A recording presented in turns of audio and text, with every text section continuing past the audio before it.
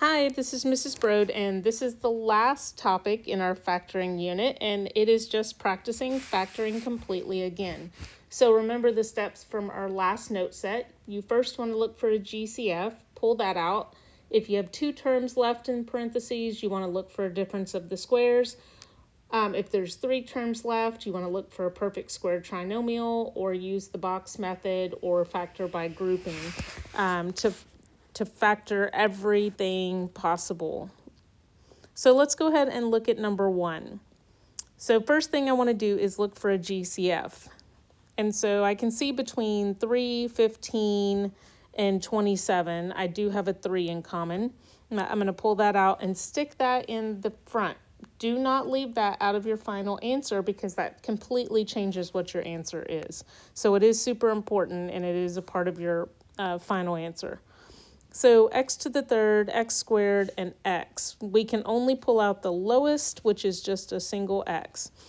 So I'm going to go through and divide everything by my GCF to see what is left in parentheses. So I can see that I would have x squared minus 5x plus 9 left in parentheses. So I can see I have 3 terms. My first term and last term are perfect squares. If I took the perfect square of x squared, which is x, and multiplied it with the perfect square of 9, which is 3, 3x doubled does not give me my middle term. So unfortunately, the PST is not going to work for this one. So I want to look for something that adds to negative 5x and multiplies to my two outside terms, 9x squared. Well, my only options are 1 times 9 and 3 times 3, neither of which are going to add in any way to negative 5. So that's it. That's all I can do. I can't factor anymore, so my final answer would be 3x times x squared minus 5x plus 9. Okay. All right, so let's look at number 2. For number 2, I look at 20 and 45, and I can definitely see that I can factor out a 5. I can't factor out any x's because 45 does not have an x. So that leaves me with 20 divided by 5 is 4x squared, and negative 45 divided by 5 is negative 9. So being that I only have 2 terms, I want to look for a difference of the square. Well, I can see that 4 and x squared are definitely perfect squares. And I can also see that 9 is a perfect square. So remember, when that happens, you take one of the first terms plus the last term, and one of the first terms minus the last term. And don't forget that 5 that goes out front in your final answer. And that would be completely factored.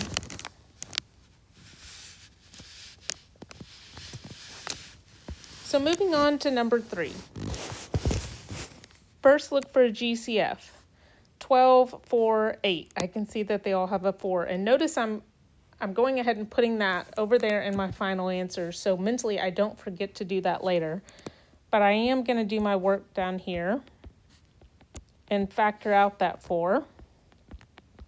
And that's going to leave me with 3a squared minus a minus 2.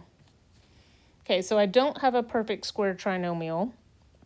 So I do want something that adds to negative a and multiplies to negative 6a squared. So I've got 1 and 6. That is not going to work. And I've got 2 and 3. So 2a and 3a looks like it would work if the 3a is negative.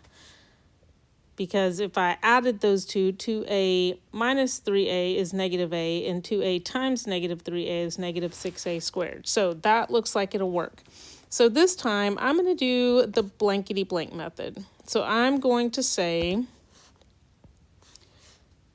I'll leave the 4 off for now because it's already in my final answer. I want that first term, blank, blank, the last term, and I am going to erase this right here.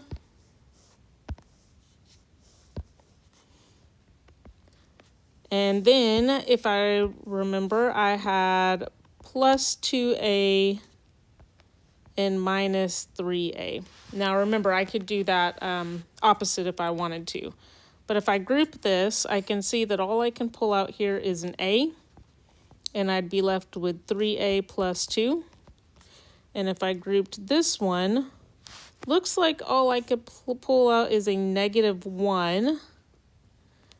And that would leave me with 3a plus 2, because negative 2 divided by negative 1 is a positive 2. So with that being said, I don't forget my 4 that I had already pulled out. My outside terms, a minus 1. And then my 2 inside terms do match, so 3a plus 2.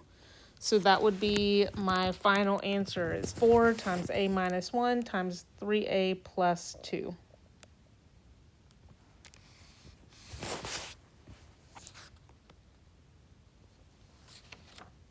All right, so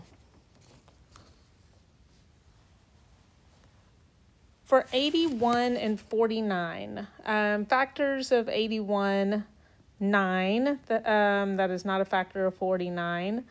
49's got 7, that's not a factor of 81. But I do notice something about these. These are all perfect squares. So the perfect square of 81b squared is 9b. And the perfect square of 49 is 7, and it is a difference, so this is a dots. And so I would take the first term minus the last term, the first term plus the last term. So you can see I couldn't factor out a GCF, but I could use dots. Nothing inside can be factored. 9 and 7 don't have anything in common except for 1.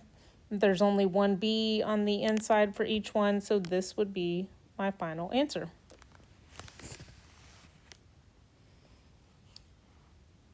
So let's look at number 5. In this case, if you notice, there's a negative 14 and a negative 21. Because they both have negatives, I can factor out a negative. And I'm going to factor out a negative 7. And then I'm going to check my x's. And the lowest number of x's I have is 1. So I'm going to pull out a negative 7x.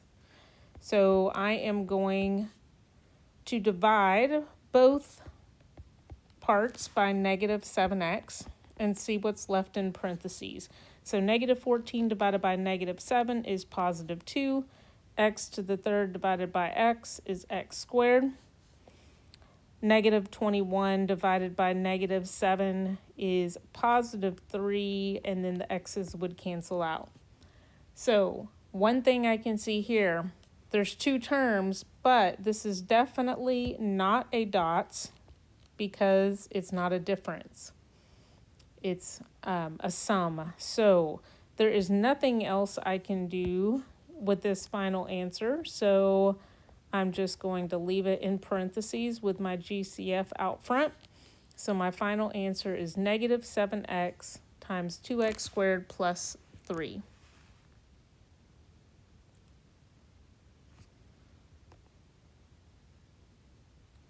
So I'm going to let you work the last one on your own. When you're ready, hit play and check your answer with mine. So the first thing I did was check for a GCF, and I could see that there was no GCF. So then I looked for the sum of 11a and the product of 24a squared, and I came up with 3a and 8a. I decided this time to do factoring by grouping using the blankety blank method. So you can see I plugged those in like that. If you use the box method, you still should have gotten 3a plus 2 times 4a plus 1. And that is it for our factoring unit.